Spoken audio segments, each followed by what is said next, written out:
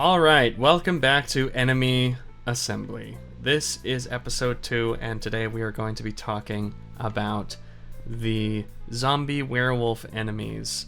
These big guys walking around, staring at me creepily, just slowly stomping towards me.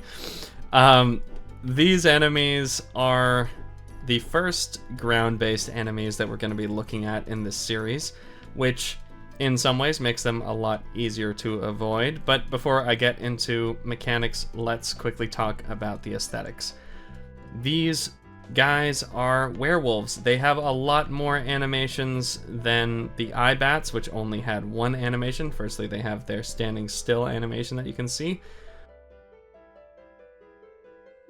And then, of course, they have this walking animation, which I have programmed their movements so that they move only during the part of the animation where they would be moving, which I think makes the motion, and I was trying to say movement and motion at the same time. It makes the motion of the enemy match up well with the motion of their animation, and I think it also gives them a more hulking and lumbering look, which I really like.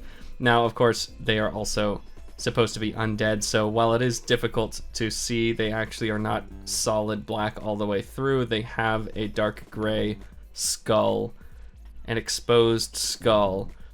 It's a good thing that the graphics in this game are pixel art, because that could be pretty gruesome. Although, my personal tastes, I'm not really into gore, so it probably wouldn't be if I made it, but that's beside the point. In terms of mechanics, these enemies walk towards you, which you can see, and they stop at ledges. So the reason why they stop at ledges, well, there are two reasons. One, it makes them seem a little bit more intelligent. If they were just falling off ledges all of the time, they would not seem like they knew what they were doing. And granted, they don't really seem like they know what they're doing, which is actually part of the reason why I decided to make them zombies, because that just felt like it made more sense with the kind of behavior that they had. And since they are very early game enemies, I wanted them to be easy, which is why they are so simple.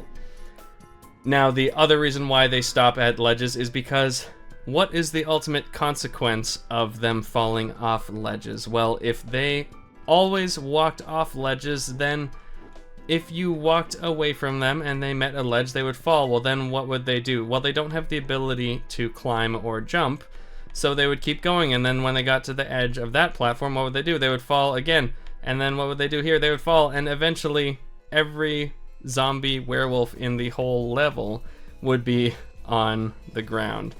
And that is not ideal, because that just means you've basically eliminated them from play in half of, or sometimes, depending on the map, more than half of the entire level.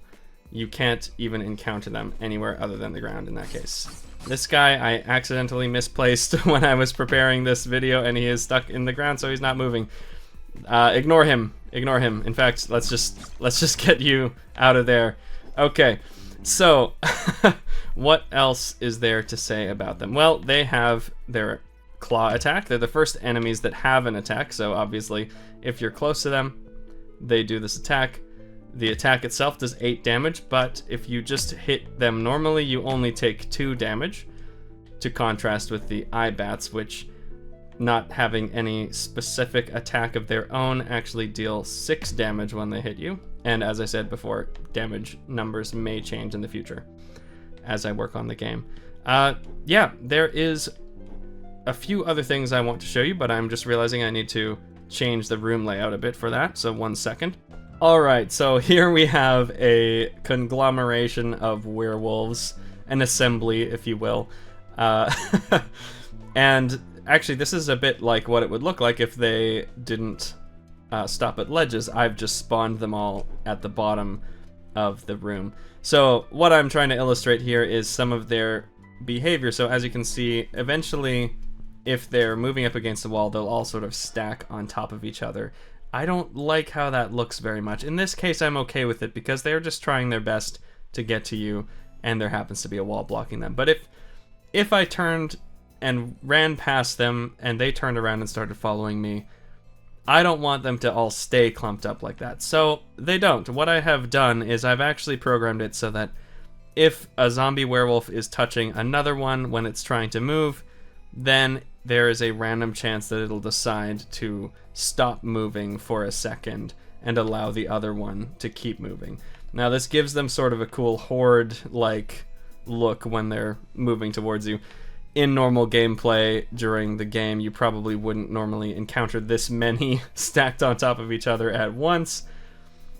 But yeah, it gives you more of an impression of an army of zombies walking towards you, and I think that is pretty cool. Similar to what I did with the Eyebats and their swarm behavior. You should go check out the first episode on enemy assembly if you want to see what I'm talking about with the Eyebats.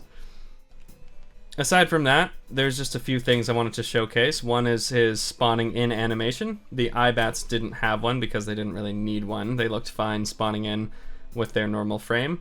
Whereas these guys, and as you'll see in later episodes, most enemies that spawn as ground-based enemies rather than flying enemies will have a dedicated spawn animation. It just makes them look a lot more interesting when they appear. Of course, this is actually, he's appearing slightly too low into the ground. I just didn't place him in the correct spot on the map, but during the game, in normal gameplay, if it is spawning in using the spawn zones, which I may talk about in a future video, I'm not sure, they will be placed correctly on the ground. And the one other thing is that these are the first enemies that also have a knockback sprite. It's very simple. It's just they sort of hunch over for a second.